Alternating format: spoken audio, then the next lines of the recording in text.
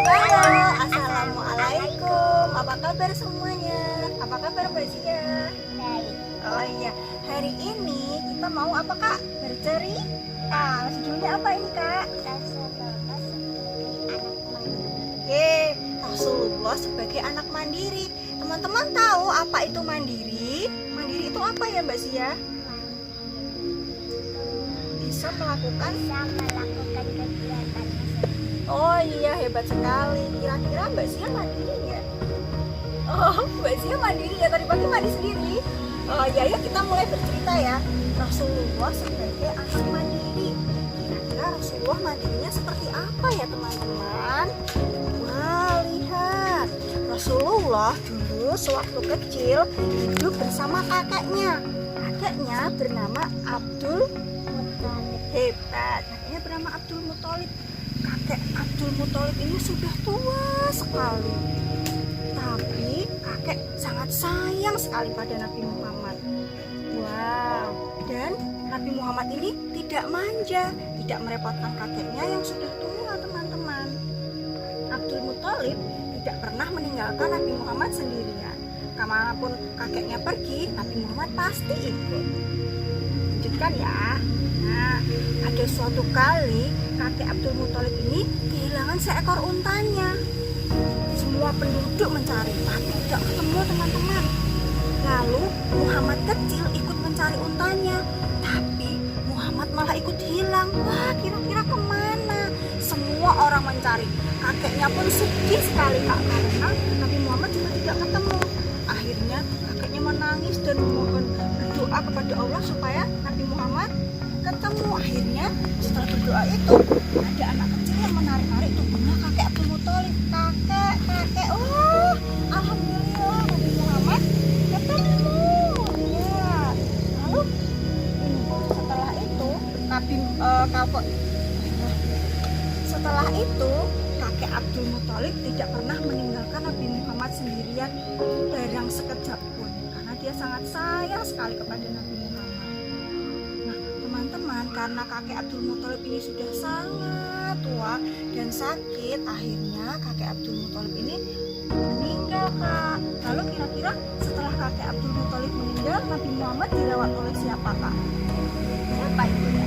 Ini pamannya kira-kira namanya siapa Kak? Kakak ingat namanya Abu Bakar. Bukan, namanya Abu Thalib. Siapa Kak? Abu Thalib. Ini paman Abu Thalib.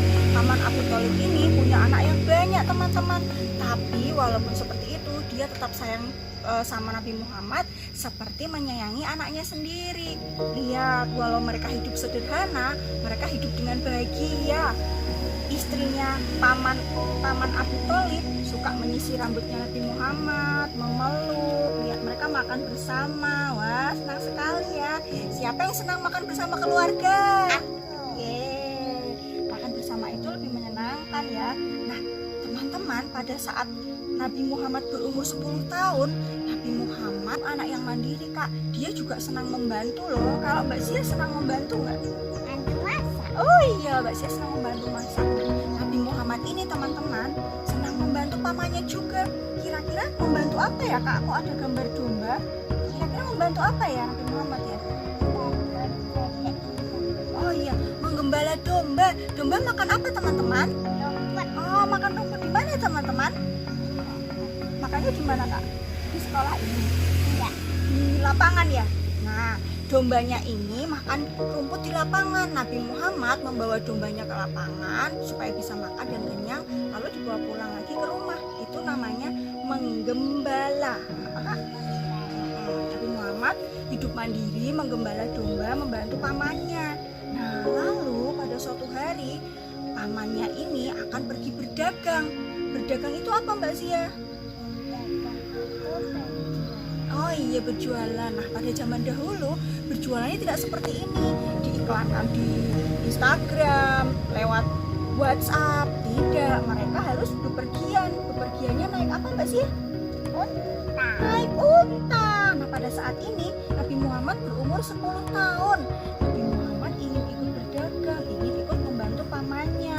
Lalu dengan sopan Nabi Muhammad meminta izin kepada pamannya. Paman, bolehkah aku ikut berdagang, ikut membantu paman.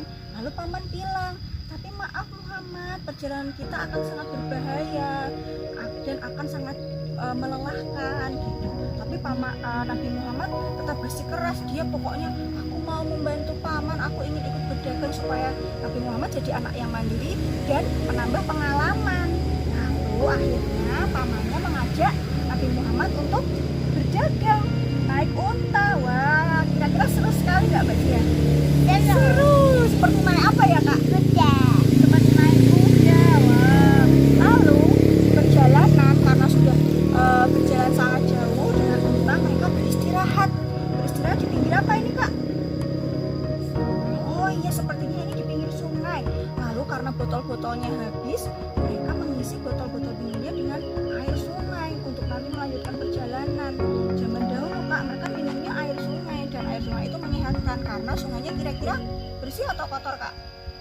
Biasanya kan Pak jangan sekarang sungainya kotor. Kalau zaman dulu kira-kira bersih, jadi mereka bisa langsung minum. Lalu pada saat mereka sedang beristirahat, mereka bertemu dengan seorang pendeta. Pendeta ini bernama Buhairo. Buhairo ini sudah belajar Taurat dan Injil. Jadi pendeta itu teman-teman adalah seorang pemuka agama pada masa zaman dulu yang masih belajar tentang kitabnya itu belum Al-Quran, tapi mereka belajarnya Taurat dan Injil. Nah teman-teman, Buhaira ini lalu berbincang-bincang dengan paman Abu Thalib. Dia berpesan Kak, katanya, dia bertanya dulu. Pendeta Buhaira bertanya, apakah ada seorang dari rombongan kalian yang bernama Muhammad? Kira-kira ada nggak Kak? Ada. Lalu ini Muhammad, dia adalah keponakanku.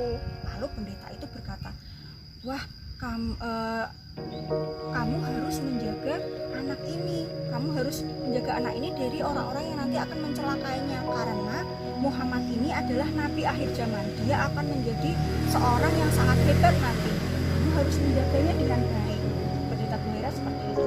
Lalu Abu Thalib berjanji dia akan kembali ke Makkah dan dia akan menjaga Nabi Muhammad dengan baik supaya Nabi Muhammad bisa menjadi pemimpin umat di akhir zaman nanti. Itulah cerita tentang Nabi Muhammad yang mandiri.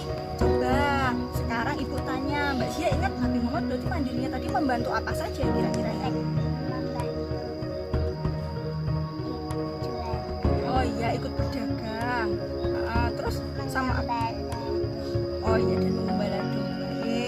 Nah teman-teman, bisa ya hidup mandiri ya. Kita berkaca kepada Nabi Muhammad menjadi anak yang mandiri. Terima kasih teman-teman. Assalamualaikum warahmatullahi wabarakatuh. Bye-bye.